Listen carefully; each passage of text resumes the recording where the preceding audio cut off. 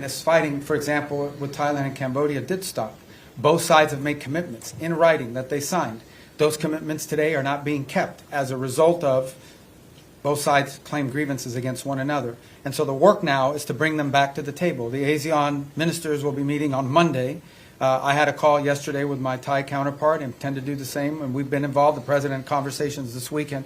And our hope is between now and Monday to work to bring everybody back to compliance with the agreements that were made. What we have tried to do in this entire process, and let's be clear about this. I mean, the United States is engaged in this. The President says this, and I'll translate what I think he's trying to say to you in all of this, and I think he's been pretty clear about it, is it's not our war. It's a war in another continent. We have equities, we have engagement in this war, but it's not our war per se. But we have been told by everybody, I think everybody would agree, that there's only one nation on earth, there's only one entity on earth that can actually talk to both sides and figure out whether there's a way to end this war peacefully. And that's the United States. Now, do we consider Maduro legitimate? No. And by the way, guys, when I say these things about Maduro and his role in narco trafficking, it's not, I hear the reports, Marco Rubio says it, it's not me.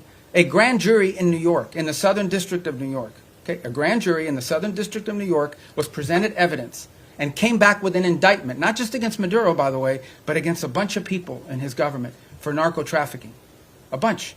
He had, his nephews or the nephews of his wife indicted, convicted in the United States for narco trafficking. Like, this was, until President Trump started doing something about these narco trafficking links, nobody disputed that Maduro and his regime was in cahoots with narco traffickers. Not to mention the fact that they unleashed Trinidad gangs on the United States.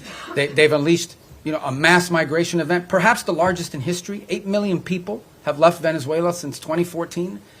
So also destabilizing all the countries in the region who've had to assume people that are fleeing this illegitimate regime. So, but nobody disputed the drug links. So that's what the president's been focused on, and that's the problem. And that's the problem in Venezuela. 大家好，我是主播周玉琴。很多的朋友告诉我们，太阳星全效克菲尔益生菌帮助了睡眠品质。原版的太阳星全效克菲尔益生菌，它添加有超级食物羽衣甘蓝，健康再加分。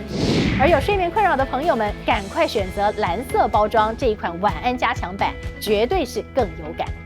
每日克菲尔，时刻美好 ，Good Feel Good， 请上快点购为健康下单，而且要记得输入推荐代码，有额外的折扣优惠。